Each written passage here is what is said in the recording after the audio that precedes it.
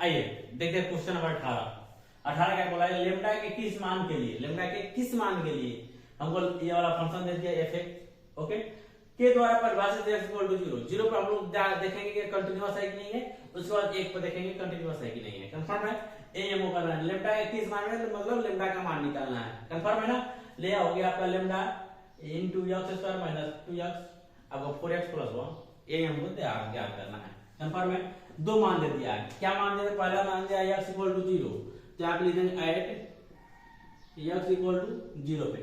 Confirm है, आपका देखिए सबसे पहले लिमिट क्या दे, x tends to 0 negative LHL ये कर सकते हैं, ओके। अब देखिए लिमिट 0 से यहाँ पे फंक्शन आप लिख देंगे limit x tends to 0 negative, okay. Function क्या है, नेगेटिव मतलब पहला वाला lambda x square minus 2x।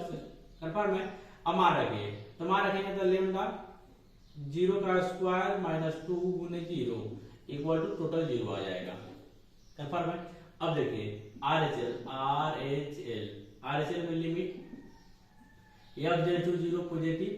Confirm है, या डायरेक्ट छोड़ दीजिए, कोई दिक्कत नहीं है।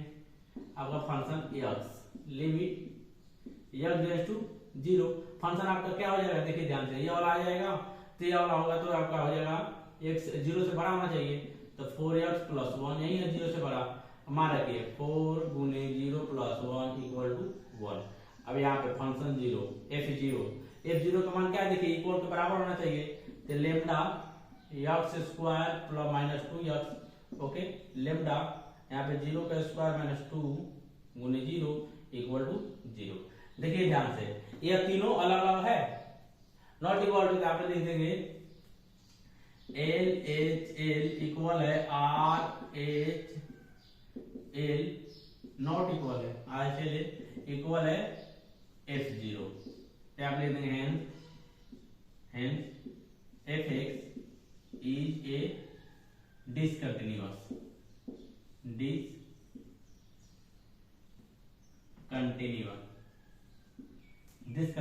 at x equal to 0।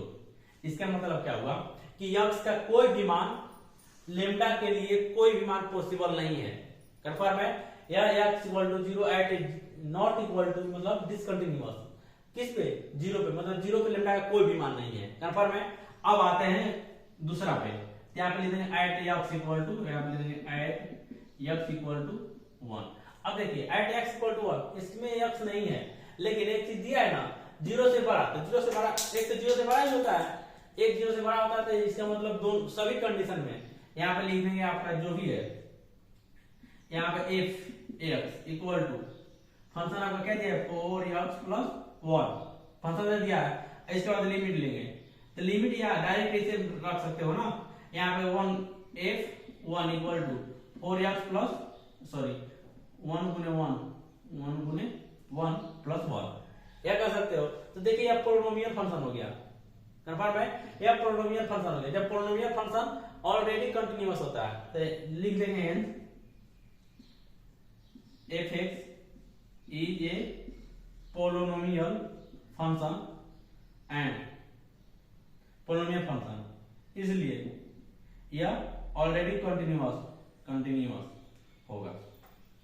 नहीं तो आप चेक करना होगा तो यहाँ पे कर सकते हो, कोई भी कंडीशन लोगे एक से छोटा, एक से बड़ा या एक के बराबर, तो एक से छोटा भी 0 से बड़ा रहेगा, और 0 से बड़ा लेंगे, एक से बड़ा भी लेंगे तो यही फंक्शन आएगा। यहाँ पर लिख सकते हैं आप limit x tends to 1 negative, okay, fx ऐसे भी लिख सकते हैं limit x tends to 1 negative.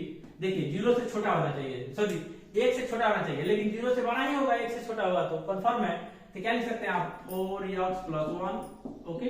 अब यहाँ पे कर सकते हैं 4x प्लस 1, 4 गुने 1 प्लस 1 इक्वल टू 5। कंफर्म है, इसी तरह इसको भी कर सकते हैं लिमिट x टेंड्स टू 1 जब 1 से बड़ा होगा, 1 से बड़ा तो ऑलरेडी 0 से बड़ा होगा x प्लस 1। कंफर्म है, तो 4 गुने 1 प्लस 1 इक्वल टू 5। और fx f1, यहाँ पे f1 इक्वल टू क्या लेंगे 4 गुने 1 इक्वल टू 4 गुने 1 प्लस 1 इक्वल टू 5।